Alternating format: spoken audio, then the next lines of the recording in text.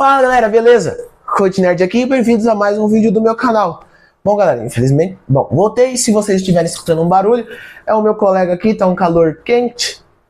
Né, é impossível ter um calor frio, mas tá muito quente e ele é o meu grande companheiro, aventureiro da minha jornada.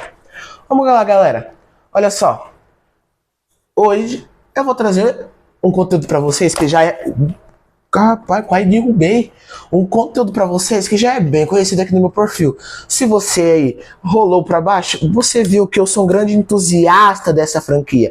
E eu estou falando, e hoje eu vou falar de um dos jogos mais recentes lançado para ela, onde eu estou justamente intitulado The Legend of Zelda Echoes of Wisdom, Ecos da Sabedoria. E você pode estar pensando que é só mais um Zeldinha aí de suspiros finais de Switch 1, mas não, ele é um Zeldinha muito bom, muito ótimo e também um muito bacana para você iniciar na franquia.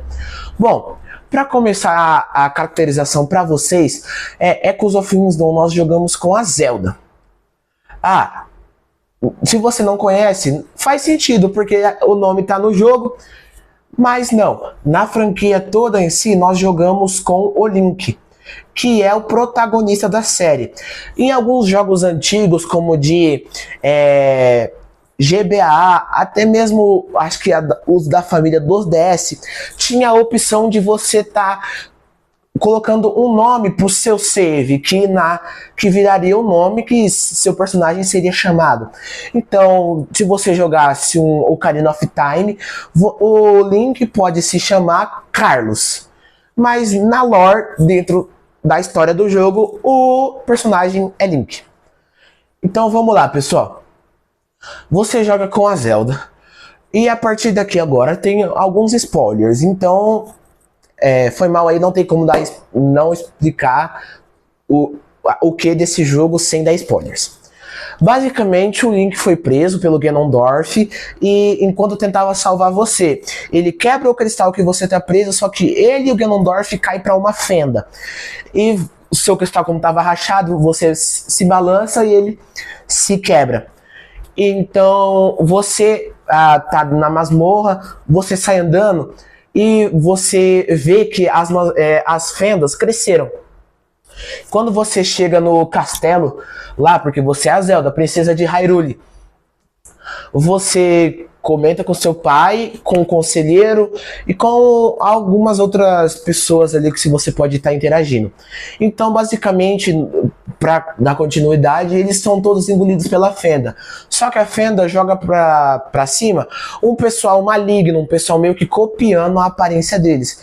E como a Zelda sabe dessa verdade, ela conseguiria fechar a fenda, eles mandam prender a Zelda, onde a fiel Impa, que ao decorrer da Zelda sempre aparece a Impa, uma Sheikah, ela ajuda a Zelda a fugir e ela tromba com um Tree. O Tree basicamente faz parte da raça dos bichinhos que conseguem fechar a fenda. E o Tree fala que aparentemente ele é um chefe dos Tree, né? Porque ele é o maiorzinho que a gente vê ali. E os amigos dele são responsáveis. Só que os amigos deles ficaram presos nas fendas. Tem várias fendas pelo mapa do jogo. Então, você vai ter que ajudar o Tree a recuperar os amigos deles para fechar a fenda. Só que não dá para fazer isso porque você, na teoria, não sabe balançar a espada, já que o Link nos jogos é um espadachim. Apesar de ele adquirir poderes de magia, ele não deixa de, na teoria, ser um espadachim. The Legend of Zelda Echoes of Wisdom é um jogo muito bom e muito bem retratado dentro do universo que ele se passa, já que ele pode ser muito bem encaixado em uma das cronologias já existentes de The Legend of Zelda, já que ele tem os Horas e não tem os ritos, não tem as aves voando, já que ambas são a mesma espécie em diferentes eras do tempo evoluídas. Bom, pelo menos até a parte do jogo que eu cheguei não tem rito, espero não estar falando a grande besteira, já que eu me aprofundei bastante. Eu já peguei a primeira essência das deusas, que é a do poder. Tô fazendo o Pântano de Faro para estar pegando a segunda essência. Então sim, eu já joguei os prólogos iniciais, já peguei bastante coisa, já fiz bastante melhorias, já fiz bastante upgrades. Vamos dar uma pequena continuidade na história. Ali é onde você consegue recuperar a espada do Link e o Tree te dá um cajado, que quando você matar os inimigos, você pode copiar. Basicamente, você dá um copy na hora dele. Aí, o Tree tem uns triângulos que ficam atrás dele, que é a quantidade de trees. É bem esse o nome. Ele, por exemplo, se você matou uma cobrinha, você sincroniza uma cobrinha. Uma cobrinha é um triângulo para ser invocada. Se você tiver 3 triângulos, você invoca 3 cobrinhas. Mas aí você foi lá e matou um Moglin. O Moglin é dois triângulos. Você só consegue invocar um Moglin por vez. Mas aí dá para você invocar um Moglin e uma cobrinha. Já o Tree te dá alguns poderes, como sincronizar, que é basicamente você joga ele e ele trava em um objeto e o objeto se move junto com você. Então o objeto pula, vai para frente, para trás, os movimentos que você faz ele fica grudado em você. Já se você realmente sincronizar, você toma o formato do objeto. Ou seja, você tá duas montanhas, aqui tem um canyon gigantesco, aqui tem um inimigo. Você cria um bicho que voa, que vai atacar esse inimigo. Você sincroniza, você gruda o Tree com ele, sincroniza, você vai ficar no movimento.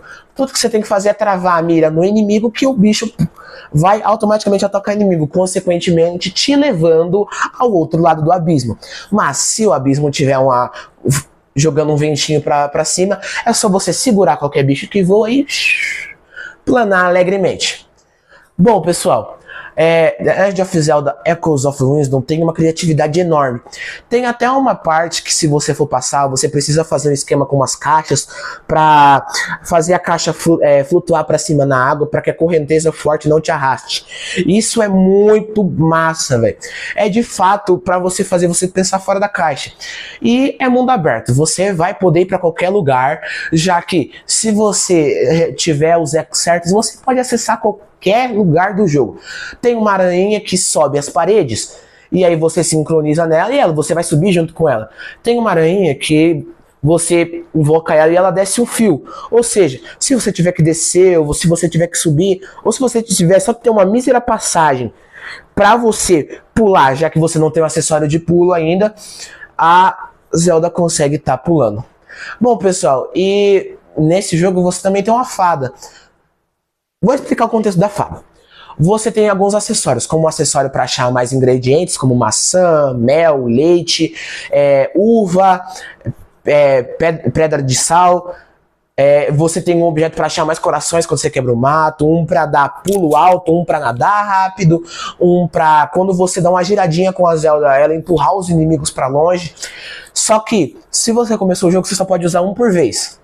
Só que, se você for lá no meio de um lago central, vai ter uma caverninha com a fada. Você paga rúpias e ela aumenta a sua quantidade de slot de acessórios de acordo com a fadinha mesmo, tornando você mais fabulosa. Ai, tá ligando, amiga. Tá bom. E sim, o porquê que eu tô decidindo falar disso? Porque quando lançou, eu pensei que fosse como Link's Awakening foi. Um lugar para preencher um vazio. Switch estava carente de Zelda há um tempo, não tinha DLC nova, não tinha nenhuma previsão para jogo novo. Eles fizeram um remake de um jogo pré-existente para Game Boy Color. De Game Boy Color, porque quem não sabe, Link's Awakening originalmente é um jogo de Game Boy Color. Então, eu achei que seria só um joguinho bobinho pra preencher tempo, ou que ele nem teria lore, que seria basicamente pra eu pegar e zerar em um fim de semana. E por isso mesmo que eu baixei ele. Eu tava jogando o Splatoon no meu Switch, e tava cansado de amassar uns boot. Eu falei, caramba, velho, tô cansado de ganhar. Preciso jogar um joguinho só eu relaxar. Aí é onde eu lembrei de que existia a existência de Echoes of Wisdom. Baixei, falei, tá no sábado cedinho, tá sexta de noite, vou baixar, eu jogo agora, viro sábado aí, vai ser suavinho de zerar, fim de semana eu ainda zero. Amigão, Tem 3 meses que eu tô jogando essa bomba. 3 meses. E eu ainda não consegui zerar, velho. Porque é muito envolvente a história. Primeiramente, que tentando achar o caminho para a história principal, você libera 15 side quests diferentes. Outra coisa, você vê um bicho segurando 2 canecas no meio do nada e você chega lá. Ô, faça seu sucão. Só poucas rúpias. Realmente é pouca, não é muito. Se você só sair por aí andando, você cata muita rúpia e dá para você fazer uns suquinhos lá. Que são uma meia forma de você fazer comida. Nos Zeldas mais novos, a partir do Breath of the Wild em diante, você tem a mecânica de cozinhar. Você pega ingredientes e cozinha. Você faz sucos nesse jogo. Então tem suco para restaurar sua barra de energia da espadinha, tem suco para te dar oxigênio, tem suco para te dar calor, para te dar aumentar sua temperatura no frio, para diminuir o frio, para diminuir o calor. Tem suco só para recuperar a vida, tem suco para sair uma luz de você.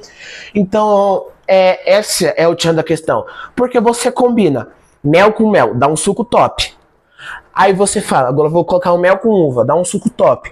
Só que daí você coloca mel e ovo dourado. Fala, vai dar um bagulho, um estrume aqui, né, gente? Mel e ovo dourado, não dá certo. Aí, pá, só que ele fez o mesmo suco que você fez quando você misturou 2 mel, só que melhorado, dourado. Aí você pensa, se eu jogar com a uvinha. Só que daí você coloca 2 uvas, dá um bagulho diferente. Só que um bagulho diferente. Aí você faz com uma uva e um ovo dourado, dá o mesmo bagulho das 2 uvas, só que melhorado. Entendeu? Aí tem tipo... Tem um item lá que é a alga oxigenadas, alguma coisa assim. Se jogar ela com mel, dá um ingrediente. Se você jogar elas 2, dá um suco. Se você jogar ela e um ovo dourado, dá outro suco. Só que tem um sal. Então você coloca sal com mel, dá um bagulho. Você coloca pedra de sal com ovo dourado, dá um bagulho mais diferenciado ainda. E você vai nessa. Porque você pensa, bom, agora eu já... usei todos os itens do jogo, né? Não tem como eu estar mais adquirindo nenhum.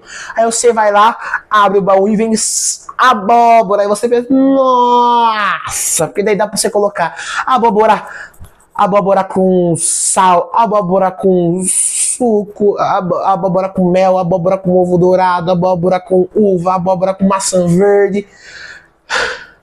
Meu Deus, tanta combinação. Eu tenho que desbravar todas essas combinações. E foi assim que eu estou mais de 3 meses em um joguinho viciante. Bom, e o porquê desse jogo? Muitas pessoas aclamam a criatividade que foi apresentada no Breath of the Wild e continuada no... esqueci o nome do jogo. Pai, será que eu sou um poser?